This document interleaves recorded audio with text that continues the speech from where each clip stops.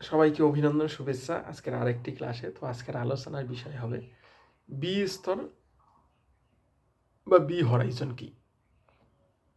আমরা জানি আদর্শ মৃত্তিকায় টোটাল 5টা স্তর থাকে, ও, এ, বি, সি, ডি। এই ও সর্বপ্রথম স্তর, তারপরে এ, আর এ স্তরের নিচে অবস্থান করে আছে এই বি স্তর, একটা খুবই গুরুত্বপূর্ণ স্তর বা বি হরাইজন। একে আবার ইলুভিয়াল হরাইজনও বলা হয়ে থাকে, মনে রাখবে। তবে এই স্তরটার কতগুলো আদর্শ বৈশিষ্ট্য লক্ষ্য করা যায়। যেমন এই স্তরটি প্রধানত খনিজ পদার্থে সমৃদ্ধ একটা স্তর, একে খনিজ সঞ্চিত স্তরও বলা হয়ে থাকে।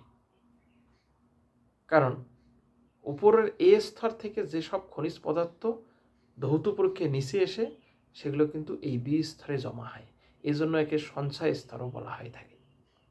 তাই বি স্তরকে আবার ইলুভিয়াল স্তরও বলা হয়ে থাকে বা এলুভিয়াল হরাইজনও বলে। এই সঞ্চয় হওয়ার কারণে এই স্তরে প্রচুর পরিমাণে খনিজ লবণ থাকে, খনিজ পদার্থ থাকে। এই স্তরটিতে খনিজের সঞ্চয় ঘটায়, এর রং গাঢ় হয়। এই স্তরের মতো এই স্তরটি বেশ পুরু মোটা হয়, তবে অঞ্চলভেদে এর কিছু পার্থক্য লক্ষ্য করা যায়। কোনো জায়গায় এই স্তরটির গভীরতা কম, কোনো জায়গায় বেশি, মনে রাখবে। তাহলে আমরা কি বললাম যে এ স্তরের নিচে বি স্তরে অবস্থান থাকে। এ স্তর থেকে যৌগ পদার্থ, বিভিন্ন ধরনের যে খনিজ পদার্থ, সেগুলো এ স্তর থেকে ধৌত প্রক্রিয়ায় নিচে বি স্তরে জমা হয়। এই জন্যে বি স্তরকে সঞ্চয় স্তরও বলা হয়ে থাকে। এটা বিভিন্ন পরীক্ষায় আসে এই কোশ্চেনটা। এর কতগুলো উপস্তর আছে? মেনলি 3টা উপস্তর আছে, যেমন বি1 স্তর, বি2 স্তর, বি3 স্তর। এই বি1 স্তরটা হচ্ছে খুব একটা কাছের স্তর। হ্যাঁ, এটা এ স্তর যেখানে শেষ সেখানেই শুরু হয় এই বি1 স্তর। তবে সব মৃত্তিকায় এই বি1 স্তরটি দেখা যায় না, মনে রাখবে। এরপরে হচ্ছে বি2 স্তর। এই বি1 স্তরের নিচে একটা স্তর, এই স্তরটি প্রধানত সঞ্চয় স্তর বা ইলুভিয়াল হরাইজন ও বলা হয়ে থাকে।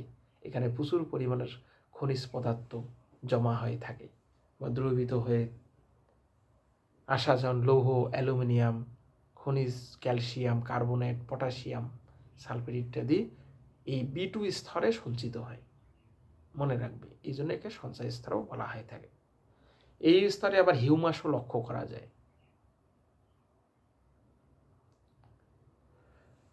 তবে ফলে এই স্তরটির রং কি হয়? লাল এবং ধূসর বর্ণের হয়, যেহেতু এই স্তরে বিভিন্ন ধরনের খনিজ দ্রবীভূত অবস্থায় থাকে বা পাওয়া যায়।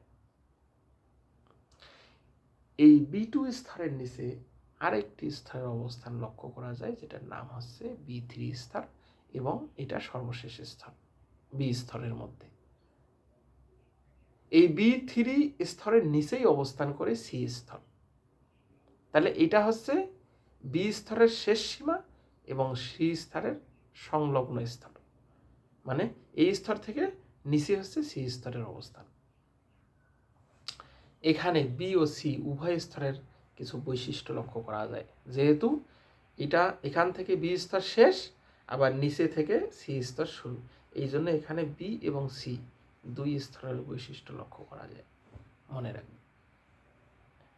এটা একটা অন্যতম গুরুত্বপূর্ণ বৈশিষ্ট্য। তবে মনে রাখবে যে বি স্তরের বৈশিষ্ট্য বেশি এবং সি স্তরের বৈশিষ্ট্য এখানে কম লক্ষ্য করা যায়। বোঝা গেল? তো এই ছিল বি স্তর বা বি হরাইজন বা এলুভিয়াল হরাইজন। আজকের ক্লাসে এই পর্যন্তই। পরবর্তী ক্লাসে আমি সি স্তর বা সি হরাইজন নিয়ে আলোচনা করব। তোমরা পাশে থাকবে, সঙ্গে থাকবে, ভিডিও লাইক, শেয়ার, কমেন্ট করবে।